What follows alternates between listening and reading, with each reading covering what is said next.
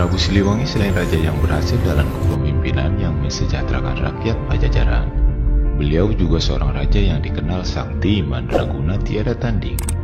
Dengan segudang ilmu kesaktian dan pusaka yang dimiliki beliau, Prabu Siliwangi mampu menjaga kedaulatan kerajaan dari serangan-serangan musuh. Prabu Siliwangi mempunyai pasukan perang dan pengawal yang sangat tangguh dan sangat teruji kemampuannya. Pasukan Sang Prabu bukan hanya dari kalangan manusia, ia pun mempunyai pasukan dari bangsa jin atau makhluk halus yang jumlahnya tak terhingga, yang sebelumnya memang melalui pertarungan terlebih dahulu di antara mereka, yang lalu dimenangkan oleh Prabu Siliwangi.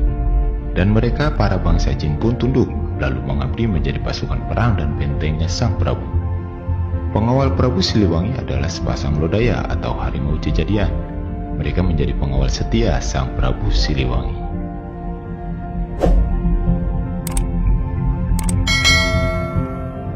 Kesaktian dan ketangguhan Prabu Siliwangi terbukti dengan tidak terkalahkannya beliau di setiap pertempuran. Dan bahkan kerajaan Pajajaran pun terbukti tidak pernah dijajah atau dikalahkan oleh kerajaan manapun selama Sang Prabu Siliwangi bertahta.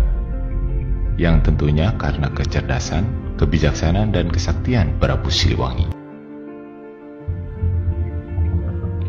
Prabu Siliwangi kerap melakukan penyamaran menjadi seorang pengembara dengan menanggalkan pakaian kebesaran dan mahkota kerajaan. Beliau hanya memakai pakaian sangat sederhana layaknya rakyat jelata.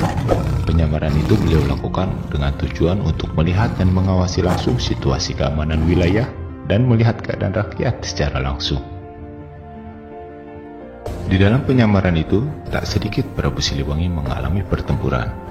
Prabu Siliwangi kerap sekali melawan gerombolan perampok, begal, dan para centeng-centeng para saudagar kaya yang selalu meresahkan masyarakat.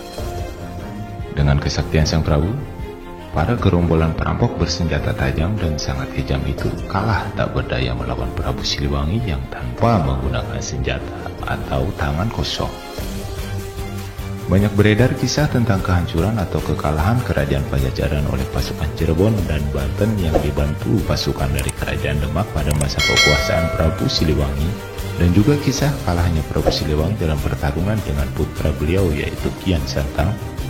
Kisah ini dianggap sangat lemah kebenarannya, merujuk ke beberapa sumber sejarah yang ada di Jawa Barat.